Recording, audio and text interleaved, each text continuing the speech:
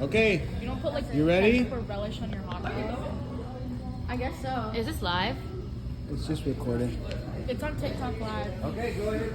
Everybody, please give Layla your full A attention. live stream or a lesson board. That would be so funny. Yeah, but everyone was acting up on purpose. No, I need him to record this because I don't understand my condition. Okay, so hello, if I know you, y'all. If you don't know me, my name's Layla, and today I'm going to be talking about trusting God to give you strength and security and finding your identity in God. The first thing that I want to talk about are insecurities. Okay, basically, an insecurity is anything that you struggle with or anything that you don't like about yourself. Oftentimes we get them because people bring us down or they try to define our worth, but they are not correct because we only find our worth in God. And something that I want to talk about is a little bad, but it's okay. So basically, there was this beauty pageant girl, and her name was Erica Wilfong.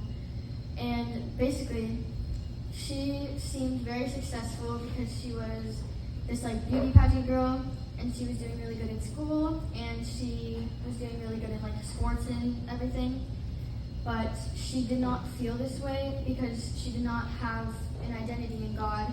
And even though she seemed like perfect and successful, she didn't like feel very connected to God, or she didn't feel very fulfilled. And basically, she goes on to get further down like this really bad path, and she basically, instead of finding God in her, like to fulfill like this hole in like her soul, I guess, she basically fills it with things of the world, which basically just like brings her down even more. But then she ends up finding her way back to God, and this ends up filling her with joy and happiness, and she ends up becoming a really great person.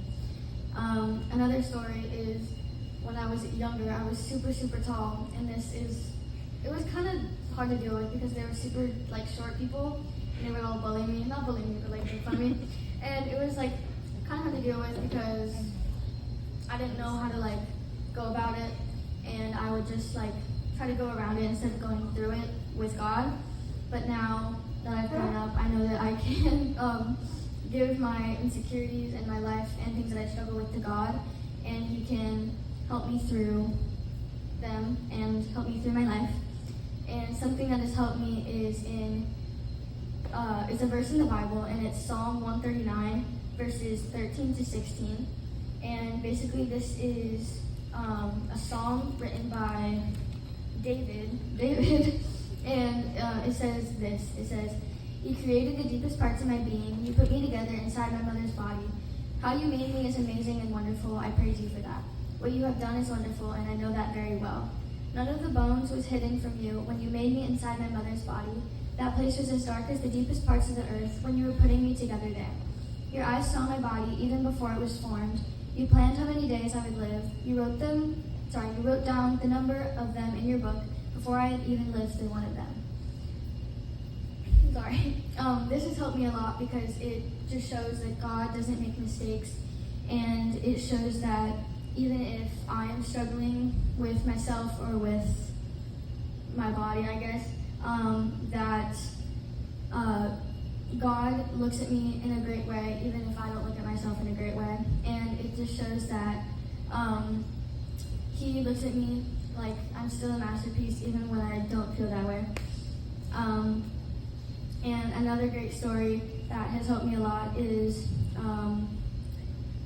1 Samuel chapter 16, verses 1 through 13. And the backstory behind this is basically there were people that went to the promised land, and they needed a new king. The first king that they elected was King Saul, and he seemed really great because he was super tall, and he was like older and super strong. And even though he seemed like a great king, he ended up making these really bad mistakes, and he kind of got rejected by God. And then, so basically, After the first king failed, they needed a second king, and God sent Samuel to go search for a second king. And he ended up going to Jesse's house, and Jesse is the father of David.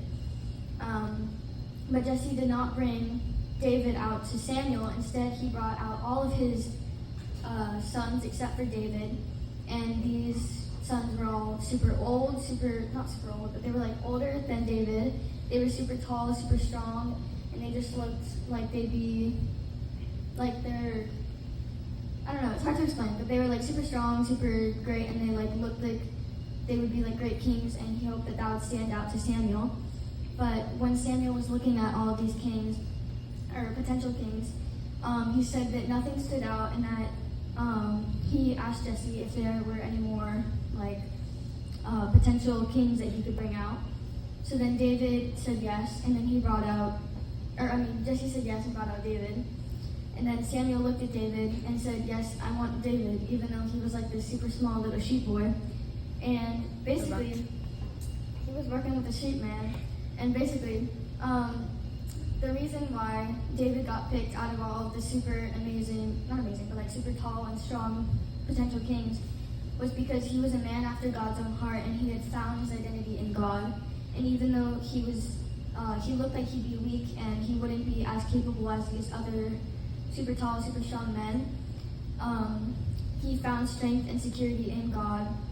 And that just proves that no matter what you look like, or no matter what people define you as, if you have an identity in God, you will soar beyond people's ideas of you.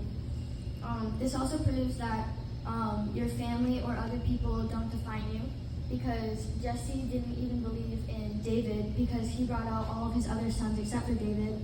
But David ended up being picked for God, even if he seemed like he'd be like a weak person or a weak king. And the reason, again, why David was a good king was because he was a man after God's own heart, and he had his identity in God. And a great way to find your identity in God is to have a good mindset for God. This means giving up like your old ways, or like just like your sins, just like giving them up to God, just praying with God. I recommend setting aside a time to pray to God and just to spend time with Him, and just like sit there with Him and allow Him to speak to you and speak through you. Another thing that I recommend is making God a habit. I pray to God like every time that like I feel like I'm not, like I don't feel secure, I don't feel strong, and He helps me with that a lot, and He is just there for me when I need Him. And another good thing is to spend time with God and also make that a habit. Ways that you can spend time with God are listening to worship music, praying, going to church, going to youth. And for me, I personally like small groups here at youth group because they help me just to connect with people that I love, and they help me get closer to God. So, yeah, I think that's it. Thank you for listening to my sermon.